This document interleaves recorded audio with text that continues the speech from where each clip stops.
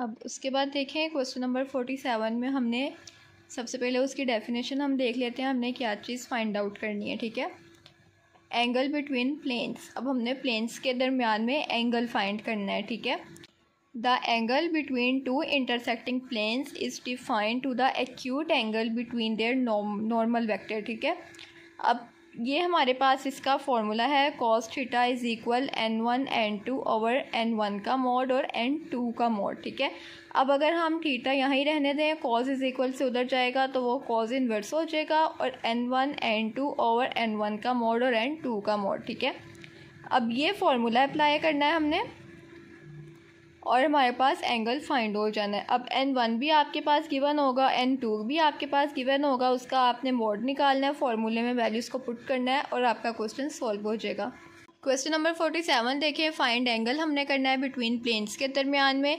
अब ये आपके पास x+1 इज़ इक्वल 1 है, मतलब कि ये आपके पास n1 है। 2x + y - 2z is equal 2 है, तो ये क्या मतलब है, ये आपके पास n2 है। ठीक है, n1 में आपके पास क्या है, x और y को हम x y से हटा के i j की फॉर्म में लिखेंगे, तो ये आपके पास i + y है। और n2 में आपके पास 2i + j - 2k है। ठीक है, n1 का मॉड फाइंड करेंगे तो वो आपके पास √a² + b² आएगा, जो कि इज़ इक्वल √2k आएगा। n2 का मॉड फाइंड करेंगे तो वो आपके पास √a² + b² + c² is equal 3k आएगा। ठीक है, अब थीटा का क्या फॉर्मूला था, cos इनवर्स n1 n2। अब यहाँ पर तो आपने n1 और n2 ही लगाना ना। ठीक है ना, सिंपल i + j, n1 आपके पास i + j था। ठीक है ना, और n2 आपके पास 2i + j - 2k था। ओवर में हमने क्या लगाना है, n का मॉड और n1 का मॉड और n2 का मॉड। n1 का मॉड आपके पास √2 था और n2 का मॉड आपके पास 3 था। ठीक है, अब cos इनवर्स, अब ये देखें डॉट प्रोडक्ट i का i के साथ करेंगे 2 आ जाएगा, बिकॉज i और i तो 1 हो जाएगा। ठीक है, j का j के साथ करेंगे 1 आ जाएगा और k होगा ही नहीं, वो है ही नहीं है।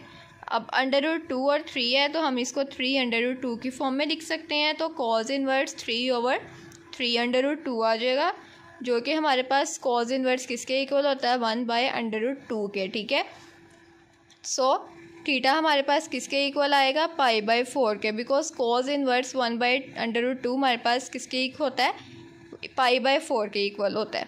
सो यहाँ से हमारे पास थीटा निकल गया। ठीक है, ये इसका फॉर्मूला था, theta is equal cos inverse n1.n2 over n1 का मॉड n2 का मॉड। ठीक है, हमने सिर्फ cos इनवर्स n1 और n2 का डॉट प्रोडक्ट करवाया है, इन दोनों का हमने मॉड लिखा है और हमारे पास थीटा की वैल्यू आ गई है।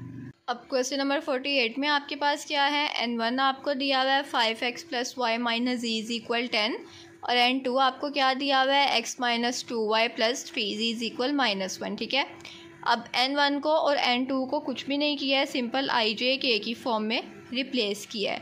अब n1 का मॉड निकाल लेंगे, जो कि √a² + b² + c² के इक्वल आएगा। सो 5 का स्क्वायर 25, 1 का स्क्वायर 1 और 1 का स्क्वायर 1। ठीक है, तो ये आपके पास √27 आ गया है। अब n2 का मॉड निकाल लेंगे, a का स्क्वायर b का स्क्वायर c का स्क्वायर, सो वो आपके पास √14 आ गया। थीटा किसके इक्वल है, cos inverse n1.n2 over n1 का मॉड और n2 का मॉड। सो cos इनवर्स आपके पास इन दोनों का डॉट प्रोडक्ट लें, 5 को 1 से मल्टीप्लाई करेंगे 5, 1 को 2 से मल्टीप्लाई करेंगे 2, माइनस का है तो -2, -1 को 3 से मल्टीप्लाई किया -3। ठीक है, सो यहाँ पर आपको सॉल्व करके 0 मिल जाएगा, तो cos इनवर्स 0 आपके पास π/2 के इक्वल होता है, तो आपका π/2 आंसर आ जाएगा। क्लियर है। सो एक्सरसाइज 12.5 के हमने 33 से लेके 40 तक और उसके बाद 47 और 48 डिस्कस करना था कोर्स आउटलाइन के अकॉर्डिंग। ठीक है ना, सो वो हमने डिस्कस कर लिए हुए हैं और आज हमारे 12.5 है वो भी वाइंड अप हो चुकी है। अगर आपको इस एक्सरसाइज का कोई और भी क्वेश्चन समझना है, जो कि मेरे पास तो कोर्स आउटलाइन में नहीं है, अगर आपको समझना है तो आप कमेंट सेक्शन में कमेंट करके मुझे कह सकते हैं। ठीक है, सो नेक्स्ट वीडियो में हम नेक्स्ट चैप्टर को स्टार्ट करेंगे। तब तक के लिए आप इस वीडियो को लाइक करें, कमेंट करें, शेयर करें और मज़ीद वीडियोस देखने के लिए चैनल को लाजमी सब्सक्राइब करें। अपना बहुत सा ख्याल रखिएगा, मुझे अपनी दुआ में याद रखिएगा। अल्लाह हाफिज़।